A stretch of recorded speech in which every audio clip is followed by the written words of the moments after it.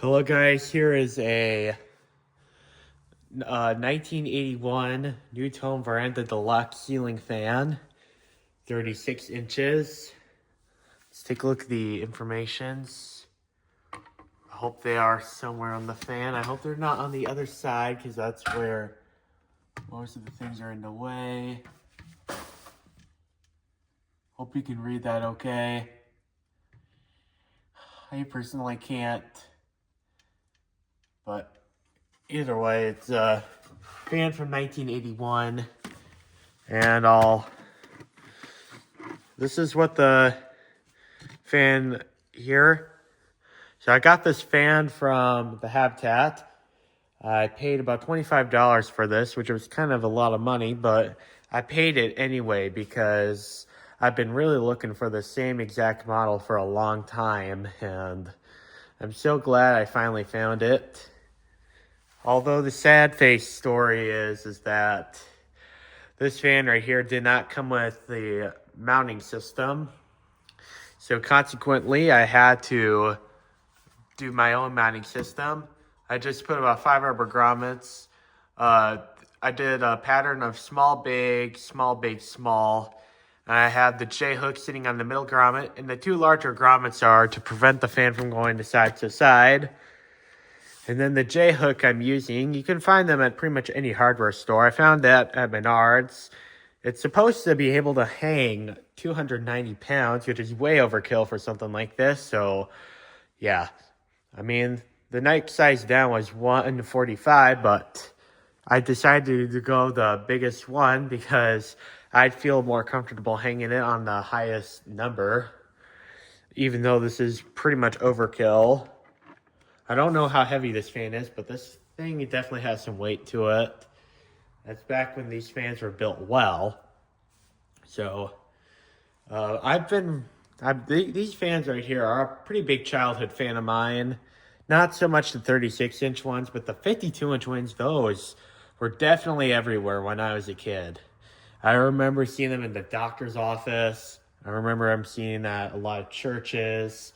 I remember seeing them at restaurants. I remember seeing them at museums. Pretty much everywhere where I went to, there was at least one of these there. But from the last 5 to 7 years, these pretty much gone extinct. It's a shame. And they're getting old, so yeah, they are getting hard to find, unfortunately. So yeah, if you see one of these, no matter how high the price is, you better get it because these things are very rare now. And it's really a shame because they were not very rare about 5 to 7 years ago, but now they are pretty rare. In fact, I see the Emerson Heat fans a lot more than I do these, which I know quite a few places that still have Emerson Heat fans. I know an auto shop that I went to get my car fixed. I remember there was one of these there.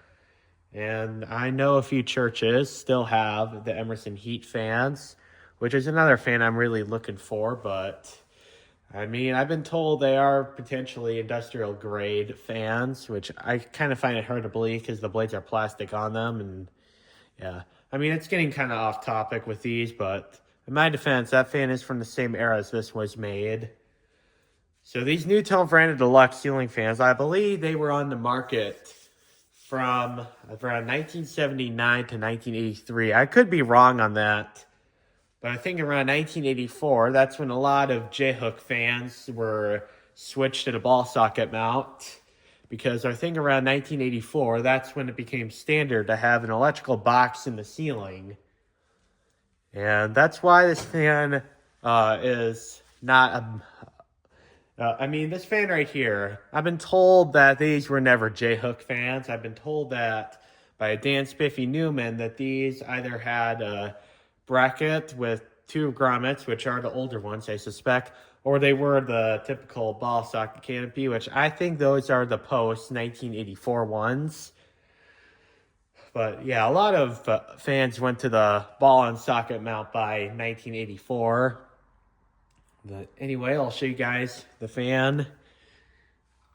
Here's the light. I have a variety of 40-watt light bulbs in there. There are, I have a white, green, blue, and a red. All right, I'm going to turn the switch on because this is the lowest setting this fan will go.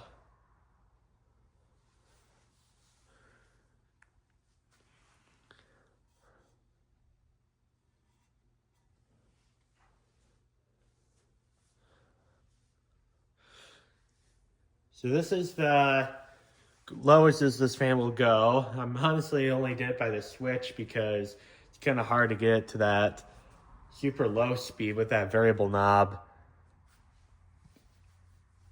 So on the lowest setting that'll go, it's drawing 3 watts. So yeah, I think it will pretty much cost nothing running this thing constantly. That's probably what I would use this fan mostly, is because I remember seeing quite a few of these with that nice aesthetic low. And I remember that being a very magical experience as a kid. And now I'll be able to recreate that experience now as a teenager.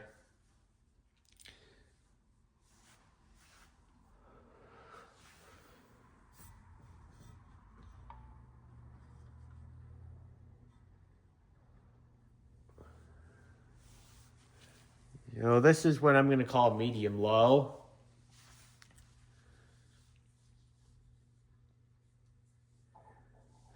And this would be a typical low speed for any fan, maybe a little slower.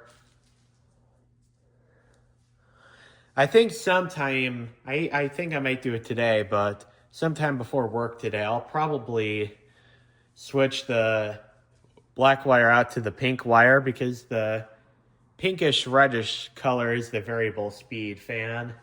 You will, I mean, it's pretty close to the red that's on the light. But these fans right here had 4 wires. You have black and white, which is your typical fan lead wires. And you also have 2 reds.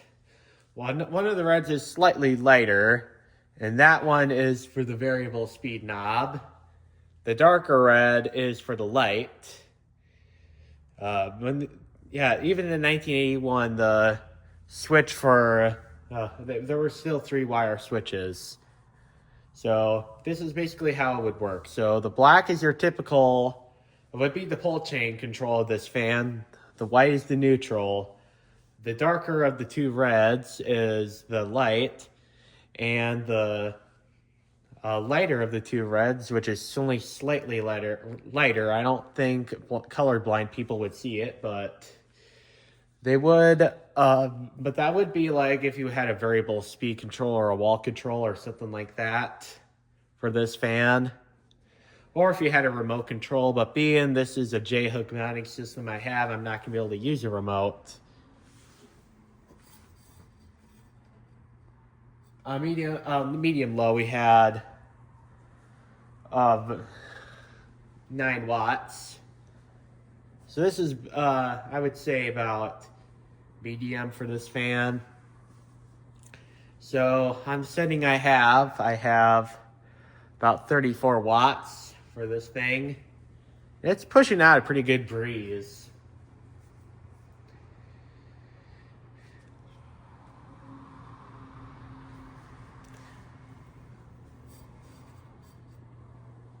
And now here's medium high, which is slightly below high.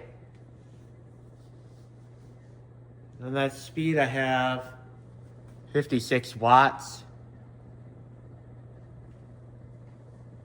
This fan is very quiet as well. However, when I got this fan, I don't know if the noise picked up on the video title called J-hook problem solved. I did solve the J-hook problem for this fan. I actually have a separate video of that.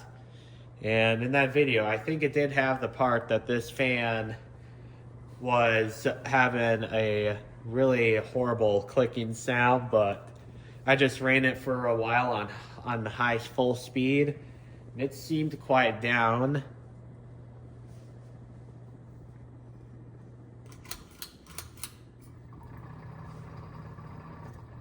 Sometimes this light shakes a little bit. But here's high.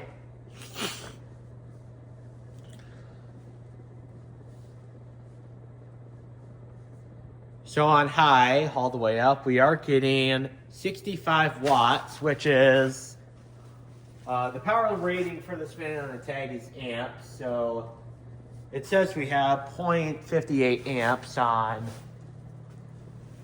all the way up, which tells me that this fan is probably rated for 0.6 amps, I think.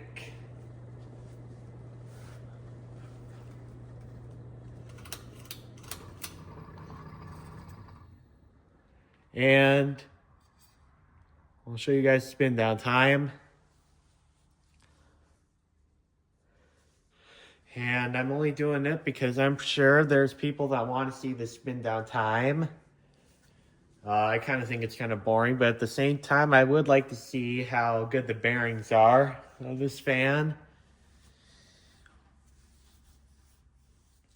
And this fan right here doesn't go as fast as other 36-inch fans at the time did. However, these blades right here are a very steep pitch. I think they are 14 degrees, but I do not know for sure.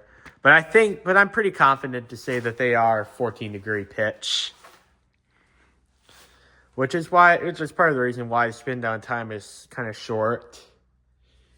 So, let's see, is there a reading on there for ampage?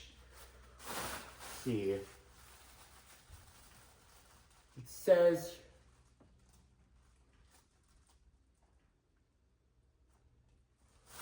yeah, it says 0.56 amps. Let's go straight to high. All right, yeah, let's go ahead and go straight to high with this.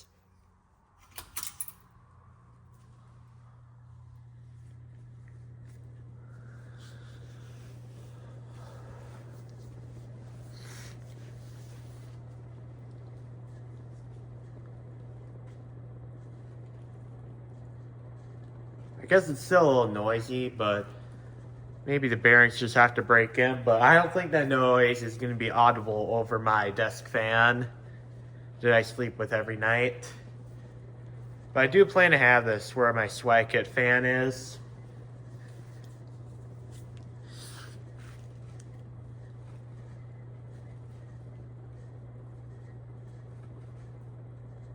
I think the bearings might need a little bit of oil.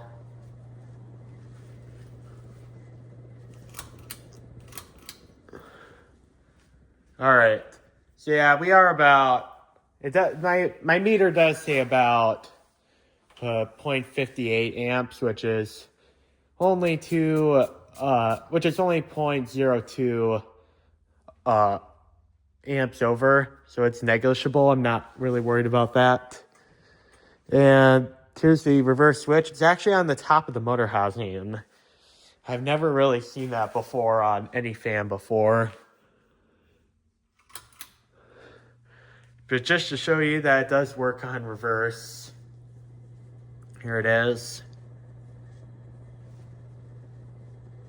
And no, I'm not showing all 3 speeds on reverse. I'm just not doing that because I have other things to do today.